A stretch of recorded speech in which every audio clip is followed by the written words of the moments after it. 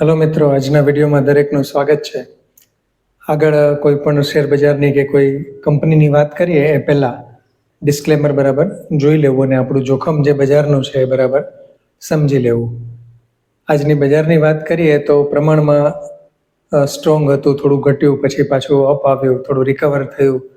ખાસ કરીને bank Nifty જે છે ને એની સ્ટ્રેન્થ સારી એવી છે અને એને કારણે જ નિફ્ટી જે છે એ ટકી રહી છે.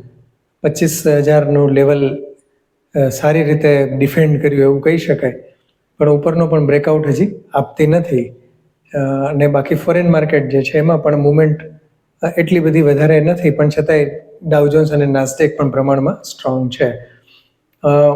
બજારની મેઇન ચિંતા એક એફઆઈએ હજી લેવાલી શરૂ નથી કરી, ભલે વેચવાલી અટકાવી દીધી છે, એક એ છે. અને બાકી ટેરિફ ડીલ જે છે એની કોઈ સમાચારની રાહ જોવાઈ રહી હોય એવું બની શકે અને પોઝિટિવલી આવે એવી શક્યતા પણ ઘણી જગ્યાએથી વ્યક્ત થઈ રહી છે.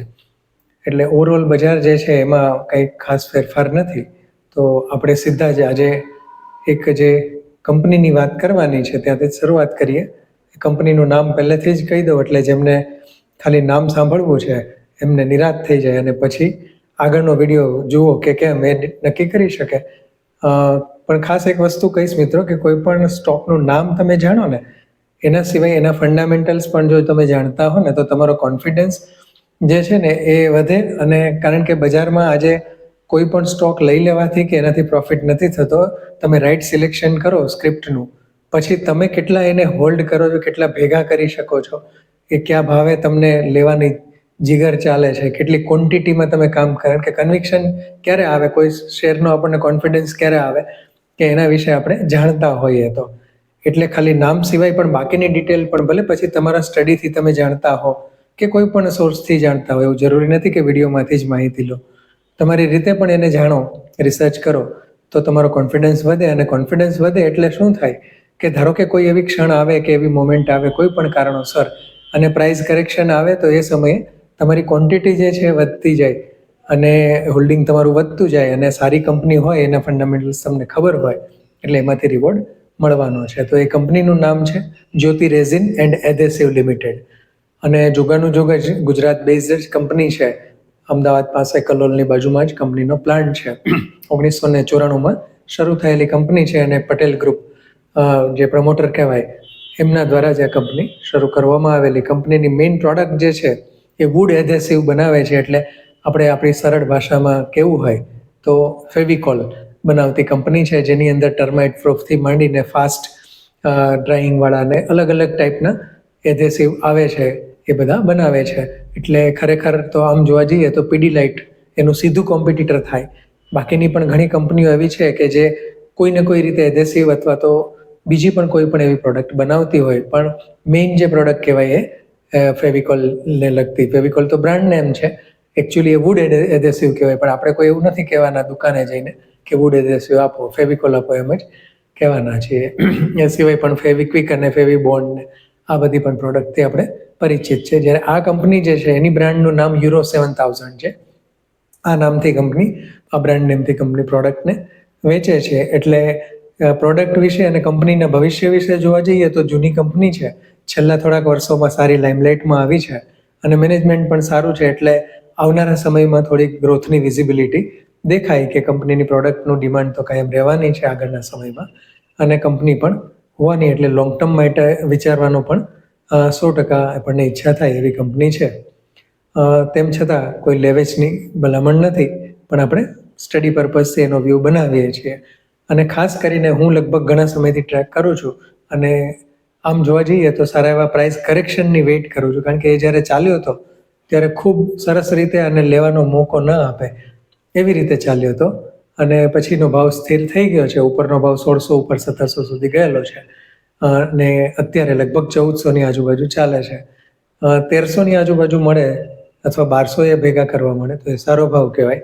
પણ પાછો 1200ની નીચેનો જે સપોર્ટ છે એ પછી બહુ દૂરનો છે, પણ એ તો ત્યારની વાત આવે, પણ એ ઘણા સમયથી તોડ્યો નથી એટલા માટે. અને સૌથી સ્ટડી અત્યારે એના થોડું મને ઇન્ટરેસ્ટિંગ લાગવાનું કારણ કે રિટર્ન ઓફ કેપિટલ એમ્પ્લોયડ અને રિટર્ન ઓફ ઇક્વિટી ખૂબ સારી. આરઓસી જે છે લગભગ એમ માની લો કે 45 થી 50% વચ્ચે છે અને છેલ્લા 3 વર્ષથી લગભગ 44% ROCથી કામ કરતી કંપની છે અને ROE જે છે એ પણ ખૂબ સારી જોવા મળે છે. એની સામે પી રેશિયો જે છે એ કંપનીનો જનરલી એમ માની લો કે 26-27ની આજુબાજુમાં ટ્રેડ કરતો હોય છે, ક્યારેક 22-23 સુધી પણ આવે છે.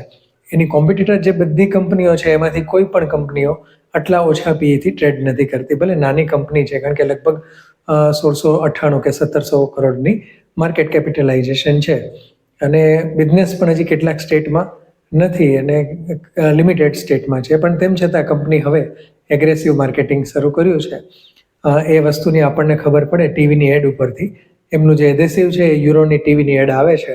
કોઈ સેલિબ્રિટી કોને રાખ્યા છે મને બહુ અત્યારે રિકલેક્ટ નથી થતું, પણ મેં કોઈ પ્રોગ્રામ વચ્ચે એમની ટીવીમાં એડ જોઈ હતી. તો એટલે એનો અર્થ એમ થાય કે કંપની માર્કેટિંગ માટે અત્યારે એક્સપાન્શન કરવાના રસ્તા ઉપર છે અને જે કંપનીના ગ્રોથ માટે સારું કહી શકાય છે. કંપનીનો રેવન્યુ ગ્રોથ અને પ્રોફિટ ગ્રોથ થોડો સ્ટેગ્નન્ટ છે, 10%ની આજુબાજુમાં રહે છે રેવન્યુ ગ્રોથ અને પ્રોફિટ ગ્રોથ. છેલ્લા 2 ક્વાર્ટરના પરિણામ પણ સારા છે, એમાં રેવન્યુ ગ્રોથ પ્રોફિટ ગ્રોથ બંને જોવા મળે છે અને કંપની પ્રમાણમાં સારા એવા પ્રોફિટ માર્જિનથી કામ કરે છે. 30-31% જેવો ઓપરેટિંગ પ્રોફિટ માર્જિન કંપની ધરાવે છે. તો આ બધી વસ્તુ સારી કહી શકાય. સાથે સાથે આપણે સારી વસ્તુની ચર્ચા કરીએ છીએ તો હજી બાકીની બધી વસ્તુ લઈ લઈએ. કંઈક 12 કરોડની ઇક્વિટીની સામે 200 કરોડ ઉપરનું રિઝર્વ છે અને 130 કરોડ જેવું કંપની ઉપર દેવું છે. છેલ્લા 2 વર્ષથી કેશ ફ્લો પોઝિટિવ કંપની છે, જે ખૂબ સારી વસ્તુ કહી શકાય. અને પ્રમોટર હોલ્ડિંગ પણ પ્રમાણમાં સ્ટેબલ છે, 50%ની આજુબાજુ છે.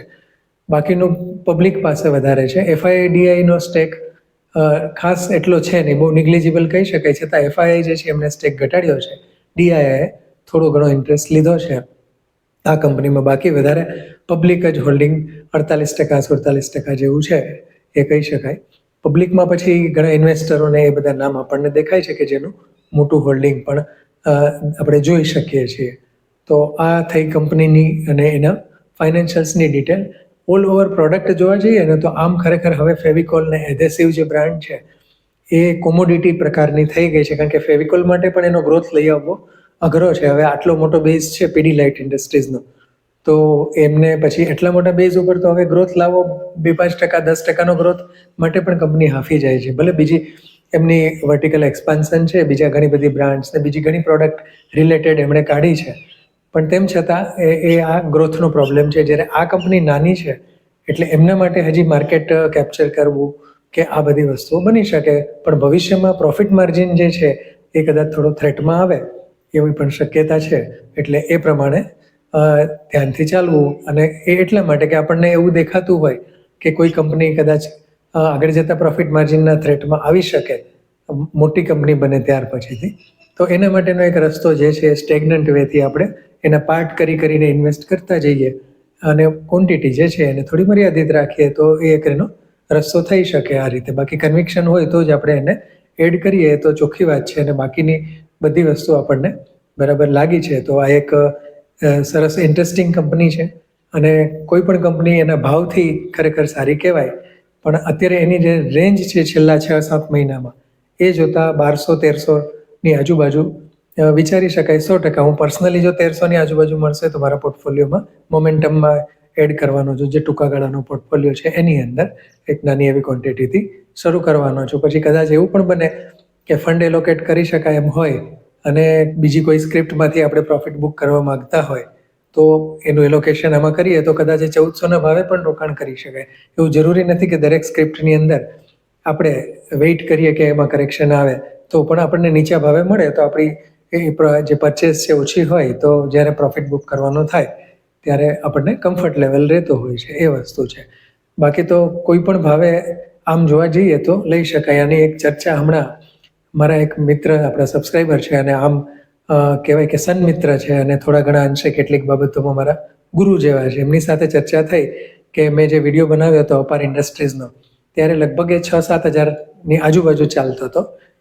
એમણે ત્યારે વોચમાં રાખ્યો હતો, પછી તો એ 11,000 સુધી ગયો હતો અને 11,000થી નીચે કરેક્શનમાં પાછો ફરીથી નીચે આવ્યો 5-6 હજારની રેન્જમાં. ત્યારે એમણે ભેગા કર્યા હતા અને એમાંથી પ્રમાણમાં ઘણી સારી એવી કમાણી કરી હતી. એના માટેની હમણાં જ થોડા દિવસ પહેલાં વાત થઈ હતી. પણ એમનું બી એ જ કહેવાનું હતું કે કોઈ પણ ભાવ હોય, દાખલા તરીકે અત્યારે અપાર ઇન્ડસ્ટ્રી 9,000 છે, તો એ ફરીથી 6,000 થાય એની રાહ જોવી કે કેમ? પણ એવું બને કે કદાચ હવે 6,000 પછી ભાવ જ જોવા ના મળે કે 7,000 જોવા ના મળે.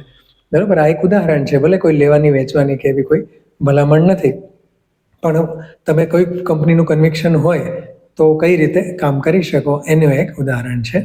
અને એમણે તો એક સ્ટ્રેટેજી પણ કીધેલી કે જ્યારે નીચું આવે ત્યારે હું ભેગા કરતો રહું છું. અને અપાર ઇન્ડસ્ટ્રીઝ મોટી મુવમેન્ટવાળો છે, અઠવાડિયામાં 2 વખત 400-500 રૂપિયાનો ફેરફાર આવે તો એ હોલ્ડિંગમાં ફેરફાર પણ કરી શકે અને આ રીતે સારો એવો પ્રોફિટ જે છે બજારમાંથી લેતા હોય છે.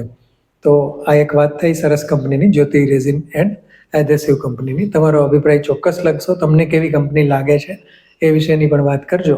બીજા કેટલાક પ્રશ્નો છેલ્લા વિડીયોમાં એક સબસ્ક્રાઈબરે પ્રશ્ન કર્યો છે કે આ શેરમાં એવરેજ કરાય, પણ કોઈ શેરનું નામ નથી લખ્યું. એ વિડીયો તો આપણે આઈપીઓ માટે બનાવ્યો હતો, પણ છતાં કોઈ ધ્યાનમાં આવે તો ફરીથી કોમેન્ટ કરી અને પ્રશ્ન પૂછશો. બીજા પણ કેટલાક પ્રશ્ન છે, પણ આજે આપણે હવે એક જ દિવસ ટ્રેડિંગનો છે તો શનિ રવિમાં એવો એકાદો વિડીયો વિચારીએ છીએ કે જેમાં વધારે આપણે પ્રશ્નો લીધા હોય અને સ્ટડીનો કોઈ સ્ટોક હોય એનું નાનું એવું વિશ્લેષણ લઈએ, જેથી કરીને આપણો સમય બચે. અને બાકી તો ઘણા સબસ્ક્રાઈબરો ખૂબ સરસ કોમેન્ટ કરે છે, એપ્રિશિએટ કરે છે, જેને કારણે વિડીયો બનાવવાનો ઉત્સાહ વધે છે. એક રાકેશ કુમાર જૈન કરીને સબસ્ક્રાઈબર છે, જે હંમેશા નમસ્કારથી જ આપણને ઉત્સાહિત કરવા માટે પ્રેરતા હોય છે. તો મિત્રો, વધુને વધુ મિત્રોને આ વિડીયોને શેર કરો, રેકમેન્ડ કરો અને લાઈક અને સબસ્ક્રાઈબ કરવાનું ભૂલશો નહીં મિત્રો. આભાર. જય હિન્દ.